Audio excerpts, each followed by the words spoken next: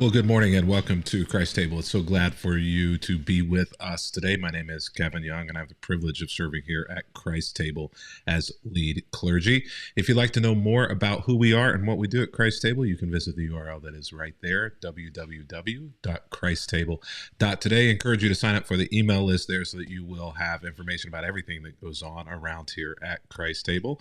One of the things specifically that I want to make sure that you don't miss is this opportunity to join in this Bible study more deeply. You can visit the URL right there in front of me, go.christstable.today/thebook.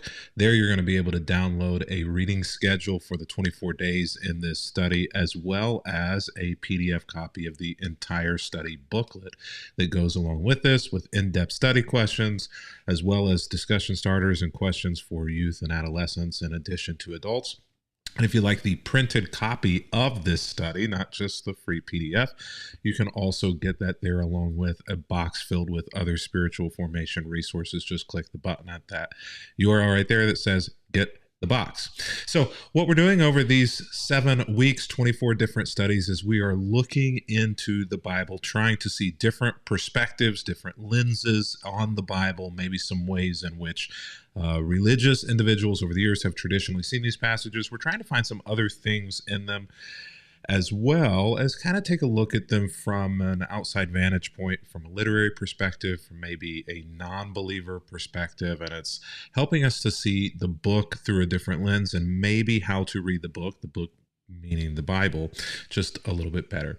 So today we find ourselves continuing on this week and looking at the Jewish concept of God. There are some passages in the Hebrew scriptures, what Christians have traditionally referred to as the Old Testament, that give us insight into the character of God.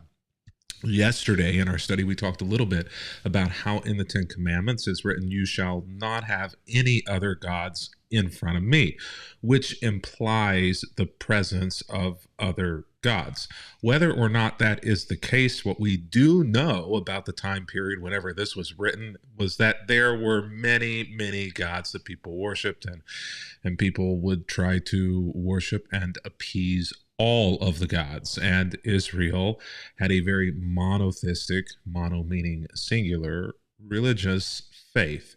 And so what we're doing is we're kind of taking a look at this God in the Hebrew text and trying to identify maybe a little bit how this God may be different and what are some distinctives of that God. And so we continue on that conversation today in Deuteronomy chapter 6, verses 4 through 9. So why don't we just go ahead and jump in, and then I'll just make a few comments on this. And this will be, for many of you, a familiar passage in some sense. So why don't we just kind of go ahead and go there in Deuteronomy chapter 6. Listen, O Israel, the Lord is our God, the Lord alone. And you must love the Lord your God with all of your heart, all of your soul, and all of your strength. And you must commit yourselves wholeheartedly to these commands that I'm giving you today. Repeat them again and again to your children. Talk about them when you're at home and when you're on the road and when you're going to bed and when you're getting up. Tie them to your hands and wear them on your forehead as reminders, and write them on the doorposts of your home and on your gates. So this has been a passage that has been a keystone, a cornerstone to Judaism forever. I think it might be rightly said. And in fact, Jesus actually kind of picks up this passage as well and restates it, also making this passage a cornerstone of the Christian religion too. Now, in Judaism, this passage is called the Shema. And I just want to kind of put this up on the screen so you can see the word, not just hear the word. And Shema means hear. It's called the Shema because it is actually, Shema is the first word in this statement. And the first line, which includes the first word in this statement from Deuteronomy chapter 6, is perhaps the most important statement in all of Judaism. It is prayed at the very end of the holiest day of the year, Yom Kippur. It is prayed by Orthodox Jews at least twice a day, every day, day in and day out. And so why don't I just go ahead and put that back up here, and we'll just walk through these verses again one more time. So hear or listen, that word is Shema, pay attention, Israel, all of you, and hear this line that is the key, that is the cornerstone. The Lord is our God, the Lord alone. Some translations render that the Lord our God is one. God alone is one. And so again, this is the keystone element to the differences between the Jewish faith, as well, between other faiths and other religions of those days, was the fact that it was one God, a singular God. And many people, on the basis of this passage, Jewish people in particular, have a very difficult time with the Trinity, the idea that the three are one, as well as the idea of Jesus not just being a Messiah of political and of power importance, but being a spiritual Messiah and being divine, being God.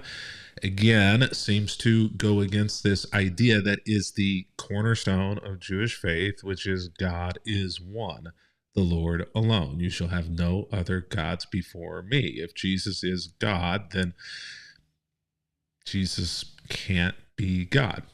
And so this is a wrestle that has to be faced by Christianity, and for Christians who try to convert Jewish people to Christianity, this is something that stands in the way of that. The Christian idea of Jesus is a bridge too far for Jewish people. You can't just prove Jesus as Messiah if you also believe he's God. There are two primary difficulties there. And you must love the Lord your God with all of your heart, all of your soul, all of your strength. When Jesus re-gives these lines, he adds the word mind. Now, one of the things that we'll want to understand is that during this Hebrew time period, heart means more than just heart. It's not just a blood pumping muscle, but it's emotions and mind are all kind of centered inside all of that. But it's loving God with your full self, which is something that religious people say a lot, but is easier said than done. And oftentimes I think that we believe that we have done it as religious people when we have not done it. In fact, you don't even have to be religious to understand the truth that many religious people say that they are loving the Lord their God with all their heart, with all of their soul, with all of their strength, and they just don't seem like very loving people. Many non-Christians are not treated in very loving ways by Christians. In fact, other Christians aren't treated in very loving ways by Christians. Jesus actually says that you're going to know that these people are my disciples by how they love each other. Jesus says, if people who say they follow me can't even love other people who say they follow me, then probably they're not following me. You're going to know whether or not they're my disciples as to whether or not they are loving. So how do Christians sometimes get around that? Well, Christians get around that by reframing love. Well, telling you you're going to hell is loving you. Telling you that you're evil is loving you. Telling you that you're wrong is loving you. Controlling your ever-loving life is loving you. Put all these qualifications on these things and say, this is love in the way that Jesus meant it. And Jesus is standing on the sidelines going, I just said love. I said love your neighbor as yourself.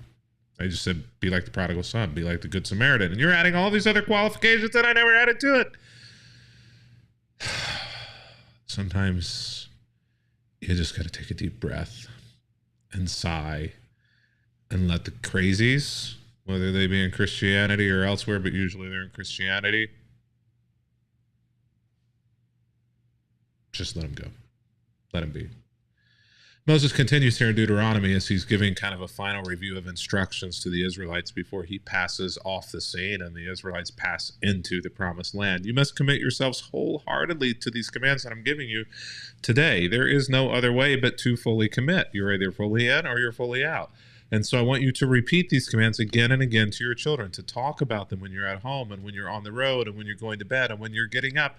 There needs to be repetition here. This isn't just a one-time thing and done. If it is going to be passed on to the next generation and to the next generation, and the blessings are going to come, then this Shema, this Hero Israel, these commands, all of this that is in Deuteronomy needs to be passed along and passed on. So then there are some very specific ways in which to do that. Tie them to your hands and wear on your forehead as reminders. The Orthodox Jews take this very literally to do this, and will wear phylacteries on their hands that contain these commands, and on their foreheads, and write them on the doorposts of your house and on your gates. If you go to Israel, you will see these rolled up, written on doorposts. They will take this very literally. Why? Because this is a keystone component to God, to who He is and what God has requested, and to be in right with God. There's an expectation of the living out of these things. And the living out of these things is about love. Love God, love others. This passage, about loving God. Everything that's in you, loving one God, the singular God, passing that love along to the next generation, and then making sure that you are reminded by it as well, that it is always in your presence, not just in your mind, but that it is always literally around you, so that you'll be confronted with it. Well, it's been good to be with you today. Looking forward to being back with you tomorrow as we continue on in our study of the book. But until that time,